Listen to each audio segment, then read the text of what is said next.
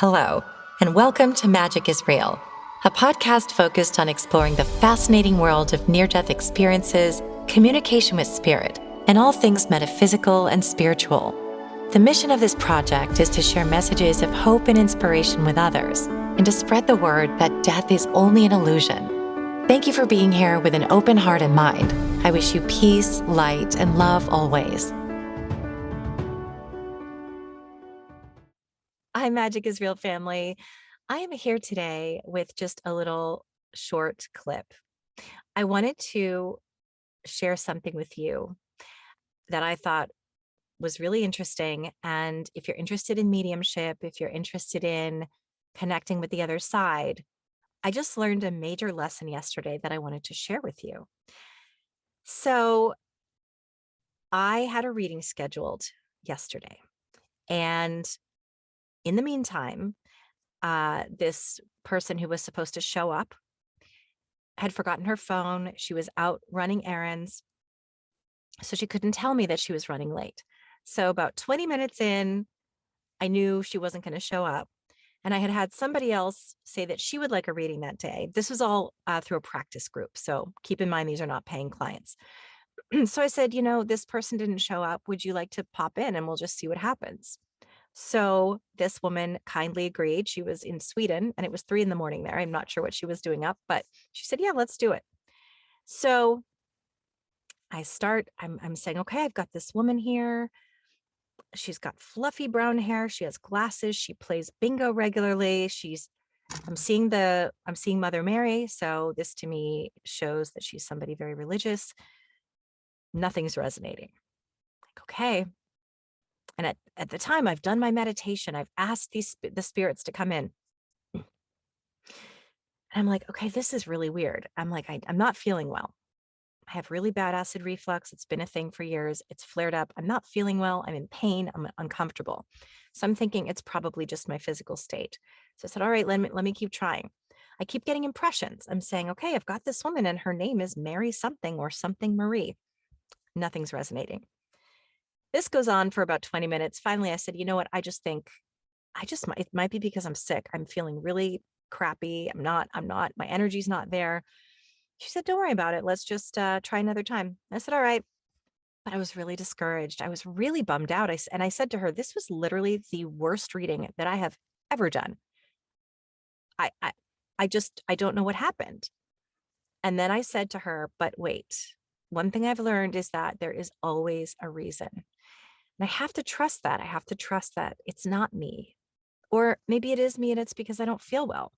So we hung up and I was just sitting there kind of contemplating. And I thought, wait a minute. When I did my meditation, I specifically said the name of the sitter that was supposed to be there 3 times. I said, please bring in messages for this person, this person, this person. Let her loved ones come in. And so I did this whole little ritual that I do.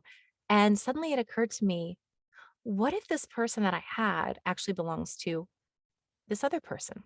So I reached out to her. She said, I'm so sorry. I didn't have my phone. So I said, well, let me just throw this at you. I said, I don't know, but I was getting the following information. She said, that's my mom. I had even said to the replacement sitter, I said, this person died around 60, in her 60s. I feel like the age is 62. So I say to this person, I told the other woman, this woman was 62. She said, oh, my mom was 63, which, close enough. And then she said, oh, no, wait a minute. She was 62. This would have been her 63rd birthday this year. I said, all right, now we're talking. Well, for the next 90 minutes, her mother came in so strongly. I have to say, the last few readings I've done, I'm starting to feel I'm learning the language of spirit better. My spirit guides are helping me better. Things are flowing a lot better, where I'm having a lot fewer misses, which is why I was so discouraged when I just couldn't get anything for this woman who had come in to replace sitter A. And so this turned out to be that sitter B, or sitter A rather. I'm going to just call her Emily. That's not her name, but let's just call her Emily for privacy reasons. Emily had just lost her mother last year. Emily and her mother were so close. They were like sisters. I now understand. I'm getting such chills talking about this. I now understand what spirit did. And this is how spirit works. I just wanted to share this with all of you because I think it's so interesting. Even if you're not a medium, just to sort of understand, it's not about us. The messages that come through are intentional. There's a reason for them. What I understood by the end of this reading that was so powerful, I mean, the evidence that came through was undeniable. I knew things, just knew them. Just I could hear this woman talking to the point where it was almost like I even was able to bypass some of my clairs. Clairs are clairaudience, where you hear, clairvoyance, where you see, clairsentience, where you feel, claircognizance, where you just know. So these are the things. It was like I was just sitting having a conversation with this woman, and she was just telling me so many funny things. And I'll just give you an example. I said to this woman, I said, she's showing me like a Folgers can, a coffee can. And I said, there's something funny about coffee, her drinking instant coffee out of a can. She said, yes. She always used the same Folgers can to keep her coffee in and just said it kept it fresher. And she always used the same one over and over and over. We would tease her about it. This is how specific it got. Her age, I told her exactly how she passed away. I was able to tell her her name. Her name was, I won't say just because I don't want to, it's somebody else's business, but her mother had a first name. I'll make up a first name. Carol. It wasn't Carol. It was something else. Her name was Carol Marie. It was two names, and it was Marie was her second name. So all that to say, what I learned and what I figured out was this woman needed that reading. The second sitter was just helping me out. She didn't have an immediate need. The first sitter was so close with her mother. Just they were so inseparable. She needed this reading. Her mother did come through, but when she didn't show up, when the person didn't show up, I was left with all this energy and said, oh, I better use some of this energy to read someone else. Well, it didn't work this time. I'm not saying it can't. Just for me, it didn't. I believe I was sort of shut down from reading this other woman because her mom was bound and determined, I'm going to get this message through to my daughter. So I don't know who up there, over there on the other dimension has the sort of power to do that, but there is some sort of way that energy works where it was orchestrated so that I would hang up the call with the second person and go back to the first person and say, I'm not dropping this. I feel that this is important. And sure enough, her mother was so much fun. She actually said to me, her mother in spirit said to me, this is so fun. This is like girls' night. And the woman said to me, she and I used to call it girls' night. And I said, and you would hang out on the porch and I can see smoke around you. So were you smoking cigarettes out there? She said, yes, we were.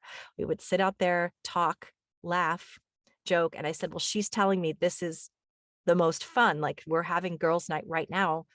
And I'm just included in this. It was so much fun. It was so much fun. It was three of us hanging out together and it felt like a real girls' night.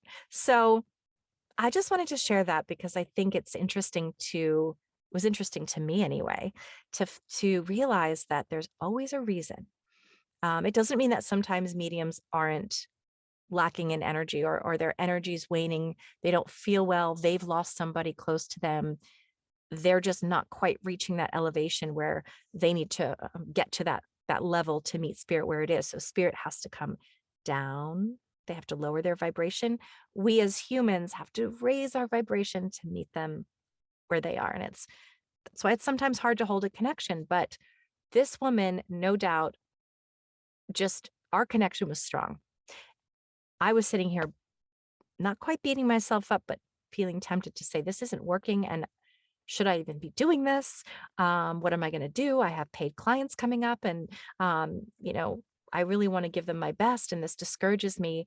And spirit also needed to show me, don't doubt. If it's not working, there's a reason, trust, and never turn it around on yourself. Take responsibility where you need to, and don't assume you're always right. But I found this to be so interesting how all of it came together perfectly.